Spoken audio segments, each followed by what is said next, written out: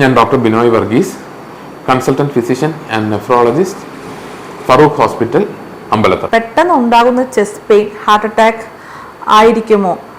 അങ്ങനെയാണെങ്കിൽ ഉടൻ ചെയ്യേണ്ട കാര്യങ്ങൾ എന്തെല്ലാം? എല്ലാ നെഞ്ചുവേദനകളും നമുക്ക് ഹാർട്ട് അറ്റാക്ക് അല്ല. നെഞ്ചുവേദനയ്ക്ക് പല കാരണങ്ങളുണ്ട്. പക്ഷേ നമുക്ക് പെട്ടെന്നുണ്ടാകുന്ന ഒരു നെഞ്ചുവേദന ഉണ്ടെങ്കിൽ നമ്മൾ ആദ്യം ചെയ്യേണ്ടത് ഒരു ഹോസ്പിറ്റലിൽ പോവുകയോ അല്ലെങ്കിൽ ഡോക്ടറെ കാണിക്കുകയോ ഒരു ECG എടുത്ത് നോക്കുകയും വേണം. നമുക്ക് ഹാർട്ട് അറ്റാക്ക് അല്ലെങ്കിൽ ഹൃദയാഘാതത്തിൻ്റെ റിസ്ക് ഫാക്ടേഴ്സ് ഉള്ളവരാണെങ്കിൽ പ്രത്യേകം ശ്രദ്ധിക്കണം. ECGയിൽ നമുക്ക് അതിനനുസരിച്ചുള്ള വ്യതിയാനങ്ങളുണ്ടെങ്കിൽ നമുക്ക് പല അവസരങ്ങളിലും നമ്മൾ വീണ്ടും 1 മണിക്കൂറോ 2 മണിക്കൂറിനോ ശേഷം അടുത്ത ECG എടുത്ത് നോക്കും. അതായത് ആ ECGകളിൽ പുതുതായിട്ട് വ്യതിയാനങ്ങൾ എന്തെങ്കിലും സംഭവിക്കുന്നുണ്ടോ എന്നുള്ളത് നോക്കും.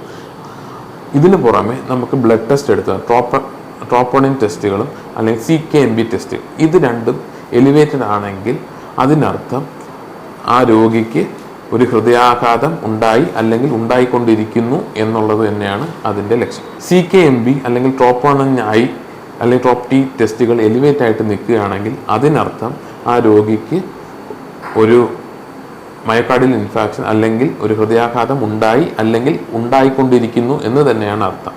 അങ്ങനെയുള്ള അവസരങ്ങളിൽ നമ്മൾ കൃത്യമായി ചികിത്സ എടുക്കേണ്ടതാണ്.